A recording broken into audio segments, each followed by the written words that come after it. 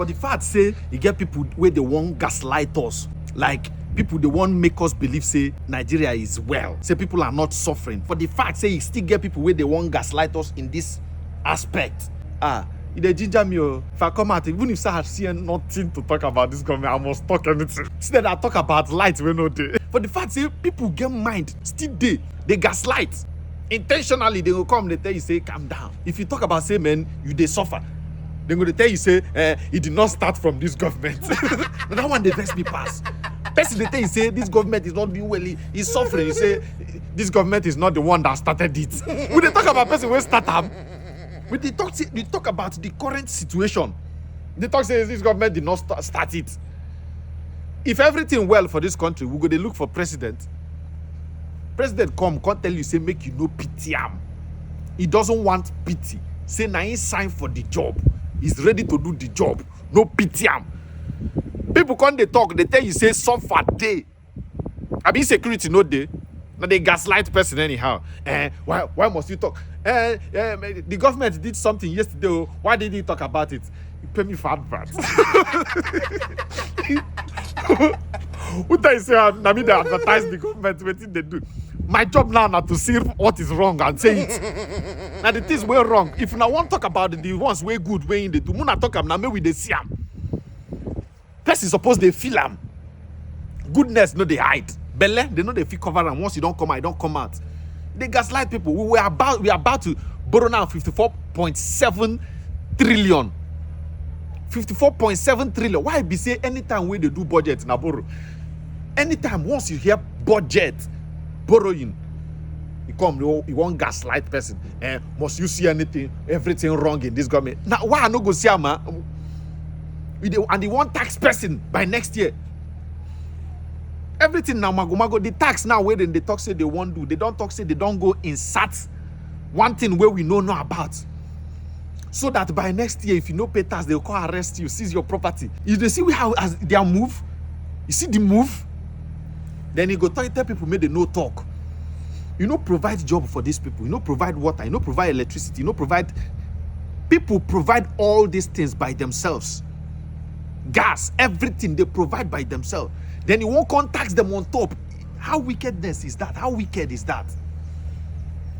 After providing everything for yourself, then they can't tell you say for that hustle where they hustle, you go pay tax. Imagine to the extent then they tell you say they even use them as an example. Say Olosho go pay tax.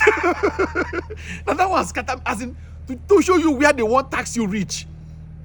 Olosho where they should say you go pay tax. You want gaslight people, tell them say make they no talk time. Must you see everything wrong in this government? Everything is wrong with this government. If you want to see something good, see. Me, I know they even they see something good. Now bad.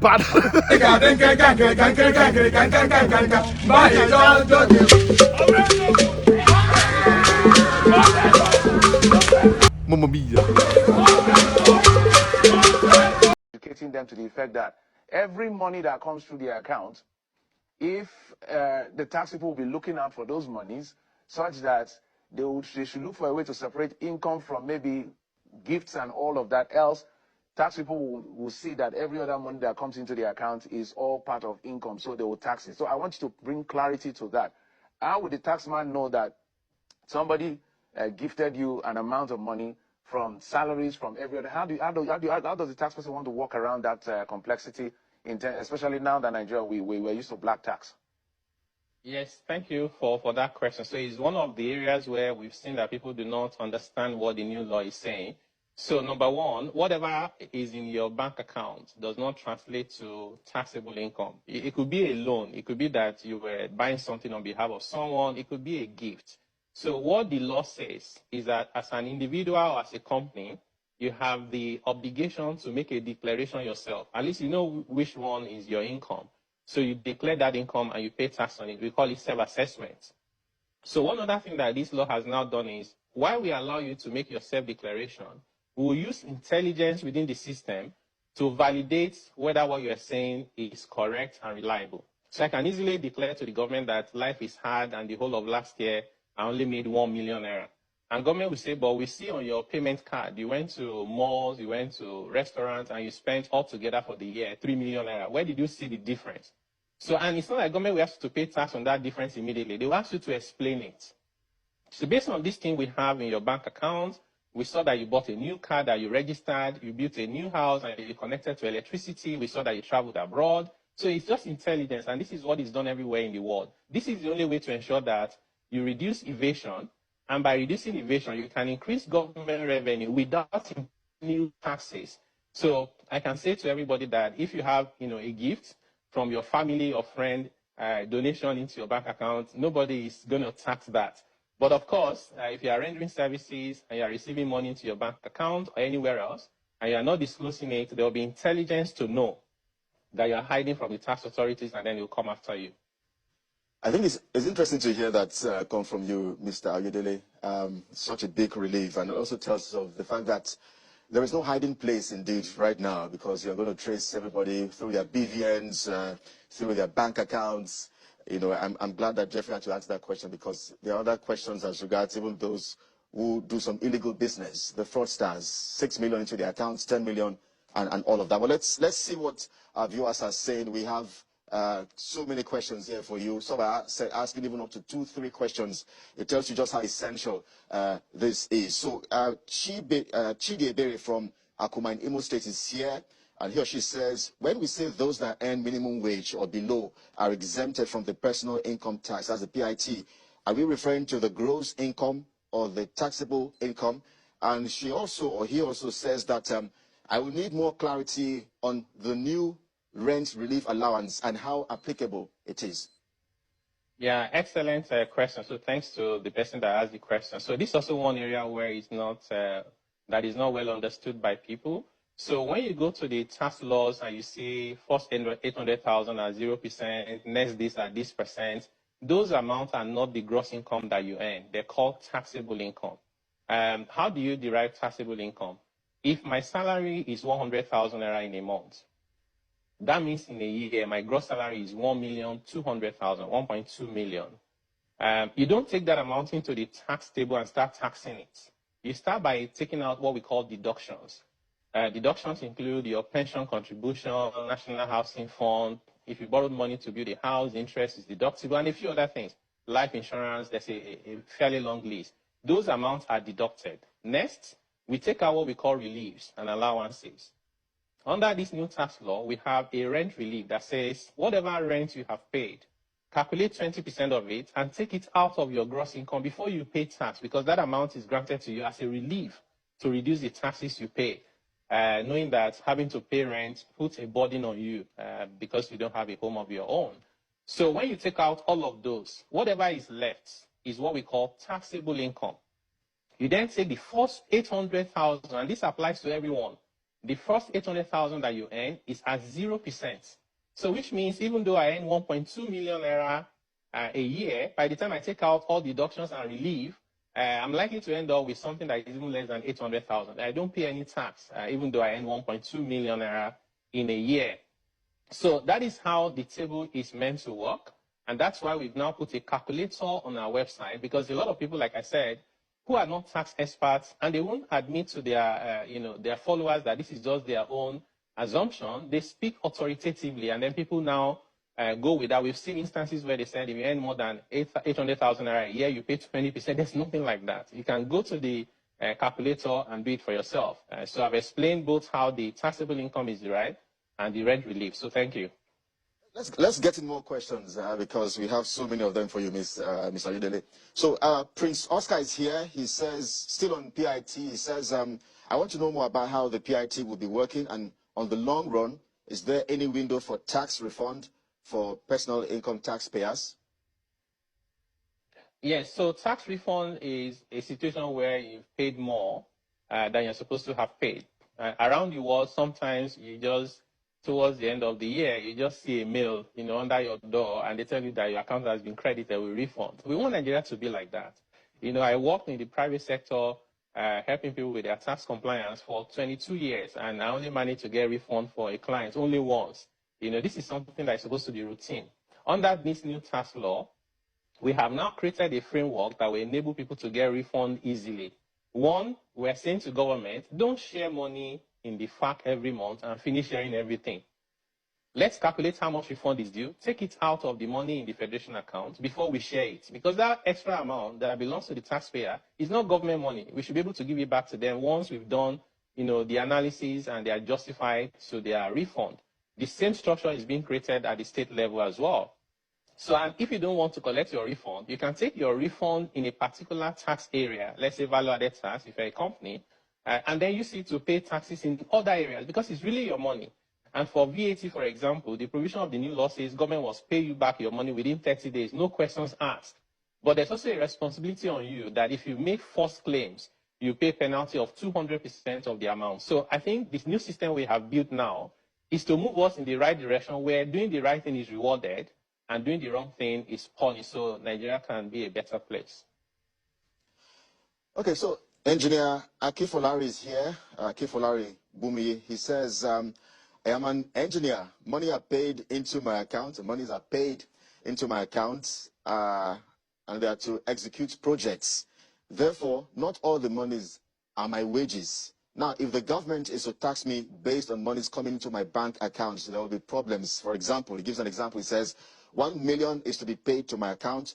My gain is perhaps only 100K. How will government know that my gain is only 100,000 naira for them to tax and not tax the whole 1 million naira?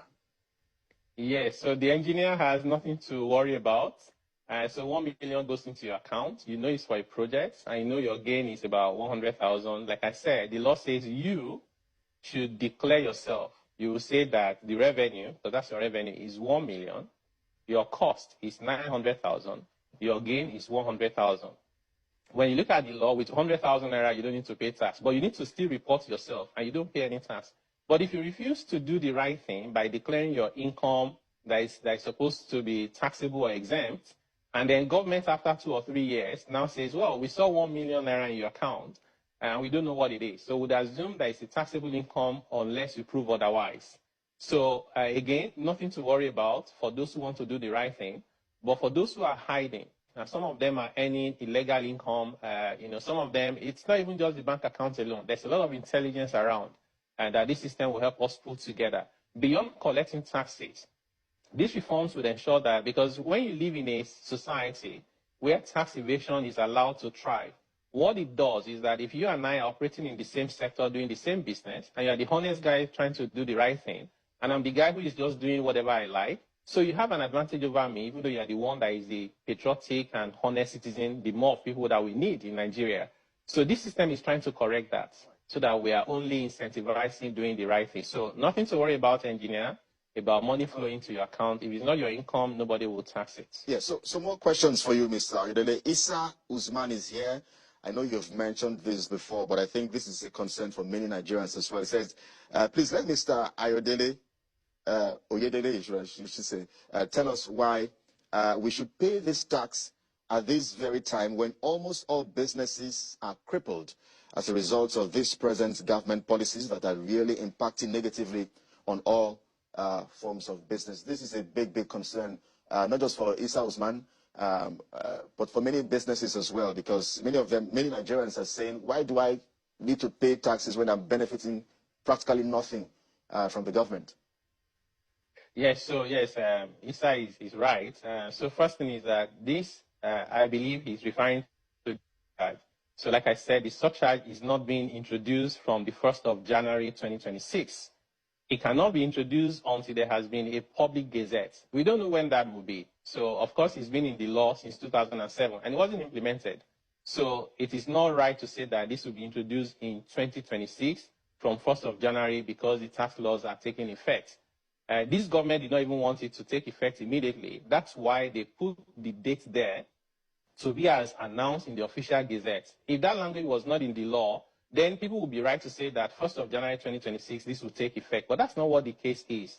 And for the other reforms in the tax laws, small businesses, large businesses should be looking forward to the implementation of the tax law because it will reduce their tax burden. Many people who really are looking forward and excited about the reform are the people who run businesses. I've met a lot of small business owners and they kept praying. They are counting down for when these reforms will take effect so their tax burden will go down. So the idea, so it is not right to say Nigerians are suffering and then this tax reform will take effect. No, it's the other way around.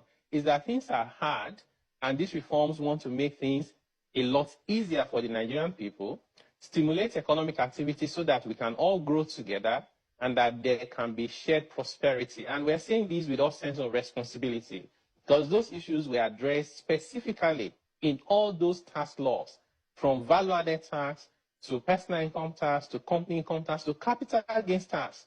For example, on capital gains tax, as an individual, you hardly will pay any capital gains tax unless you are selling land. Other than that, you buy and sell shares in the capital market up to 150 million naira a year, you don't pay tax. You sell your car up to 2 cars a year, you don't pay tax. Yeah, the home that you own, you don't pay tax. Practically everything, the capital gains tax has been removed. Same thing with stamp duties, and I can go on and on. And these things are written in black and white in those tax laws.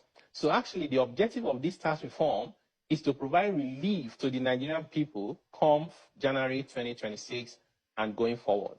When people hear tax, they don't want to hear anything else, especially in climes where they feel that the government is not doing enough. Across governments, they don't see, as you've alluded to, they feel that they provide their own security, their own this, their own that, and the list is endless. But before I ask the next question from this person, people who are into, a lot of young people now are into Forex, trading, assets and instruments. Are they going to be paying tax as well? They make lots of money, but so that they are clear on how to manage their tax. If you can answer that in 1 minute. Great question, Jeffrey.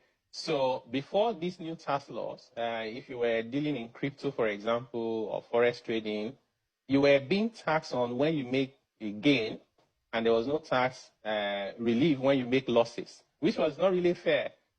So this new tax law says if you make gains from crypto or any virtual asset or any other activity, we will consider your overall situation. Like, for example, you could have bought crypto when it was $80,000 and then it went down to 60, you've made losses. You bought some of them at 70, it went up to 100, you made some gains. This new tax law says bring all of it together, and only when there's a net gain should you pay tax. And if the gain is small, your tax is 0%. So this is what fairness looks like everywhere in the world, and that's what has been introduced now. So people just need to understand what the changes are and how it will benefit them so they can apply it out of knowledge, being well informed rather than just going with public narrative, majority of which are incorrect. All right, I think this may be the last one. Adejuwon Colonial says, I think this is, I don't know what it is for everybody. We try to ask questions that are common to all, but let's also take his own concern. The issue of capital allowance, can you explain further? Also, the issue of production day certificate, PDC, can you explain too? I'm sure you understand him. Yes, so the issue of production day certificate is for tax incentives, something we call economic development incentive. So if you operate in certain sectors, from agri to manufacturing and so on, under this new tax law, you have an incentive of between 5 to 10 years for which you will not pay tax. But government needs to validate that you are doing genuine business, not that you get the incentive and you start importing items. Once all of those validations are done, you are given what we call a certificate of production date to certify that you can now enjoy the incentive. So the detailed provisions are in the tax law. And the capital allowance provision that the person also has is we reformed it so that when you buy an asset, you can enjoy tax deduction on the cost of that asset over a period of time that is more reasonable and aligned with modern day reality, so that the pressure on your cash flow and working capital of the business is reduced, because we really want you to grow, not borrowing money at high interest rates to be tied down in taxes and levies to the government. Okay. So these are some of the reforms that we have in the new tax laws. All right, so Adele, 2 questions in one, if you can help us answer in 2 minutes. Content creators are asking questions about how they will be taxed. Content creators, how they earn their money. That's on one hand. The other hand is, what do you think, because now the tax nets, all of these tax policies, as you say, is to bring relief and make the system work better, but it's also going to accrue revenue in some parts of the government. How should people now be able to hold government to account? Because for some of us who are journalists, if our aggression it was 10, it's going to be 1 million now, because we know that the government is going to look for, yeah, I can promise you that. So content creation and accountability.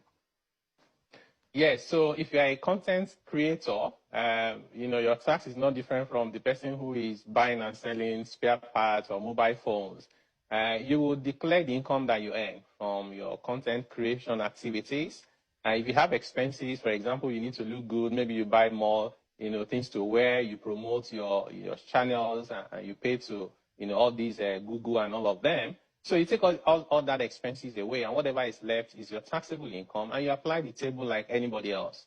If you're a content creator and you operate as a company, up to 100 million naira that you earn, you don't even pay tax on it. Like, this just looks like too good to be true, but it's there in the tax law.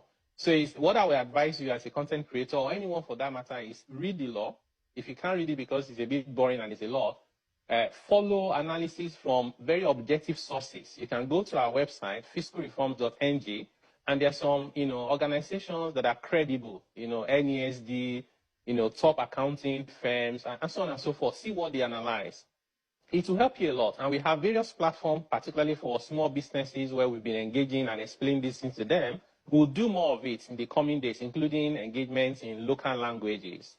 So that is on that. And you can see on the screen how you can follow us on social media, on our website. Now, to the question of accountability, this is something that is so important to all of us, including myself, because the reason why the countries that work are working is because people pay taxes, and there's accountability to utilize those resources for the benefit of the people. I always say that, so it costs you more to put up 1 million boreholes for 1 million households than it is for 1 million households to pay a little and for government to provide, water for all of them. The same goes for whether it's electricity or anything else. So it's a well-established principle globally and over the history of mankind that taxation is meant to help society, if only it's operated effectively with transparency and with honesty. So that's what we need to demand for. So what I will encourage is, first and foremost, people need to have the right knowledge. You cannot demand accountability on the wrong knowledge or no knowledge at all. Number two is pay attention to what government is doing. If you go to our website now, for example, and you go to our social media account, you find our followers is probably maybe even less than 5,000, right? But then if there's something to show someone who is doing something that has no value to human life, you may find they have 5 million followers. What are we paying attention to? Whatever you pay attention to, politicians also pay attention to them. So we have to show that these things are important to us so that they can start paying attention to them. And then lastly is to ask questions and to be very deliberate in how we make our decisions about our governance. And that includes the elections. That includes your engagement during the budgeting process. That includes how you engage with your constituency representatives, local government, states. In Nigeria, we spend like 90% in my estimation of our efforts on just the federal government alone. But guess what? The biggest impact on the people is actually at the local level, followed by the states. And we are not asking enough questions. Let's start asking those questions. And where necessary, feel free to take government to court and ask them for details. Those provisions are there. You can use platforms and associations to do some of these things if you cannot do it alone. All right. There's no reason why, and you've seen that done by some of the organized private sector like NECA, like manufacturers. And they are making real impact because of those things that they do. Okay. There are platforms like Budget. For example, go to Budget and see how they analyze how government is spending money across Nigeria. Let's follow them, encourage them, and amplify their voices. And overall, as a country, we'll be able to promote better accountability for a better nation. I know you do a lot of the heavy lifting. This is our service to the country. We needed to take like literally the major part of the program to educate and to bring Nigerians' grievances, angers, ventings to the fore so that they, trust me, maybe we'll forward all the questions to you. It's literally an avalanche of questions from, we'll have another date. Maybe that one will have to do with SMEs alone. We'll dedicate another date for SMEs. And I'm sure that when we call on you, you'll be available to do that. But before we let you go, we just wanted to show them that chart on how they can calculate their taxes. So all you have to do is if you have a QR code on your phone, you can do that. Whatever your bracket is, you'll be able to know what taxes you'll be paying to the government at that level. Taiwo Yedele, thank you so much, sir, for your time, and I'm happy that it's somebody like that has your demeanor that has been given this responsibility. Because if it's somebody that is easily angry, I can imagine how much you'll be spending in anger management classes. But no matter what we say and what people say, you keep smiling. So, great personality, Chairman, Presidential Committee on Fiscal Policy and Tax Reforms, Taiwo Yedele. We're going to have another date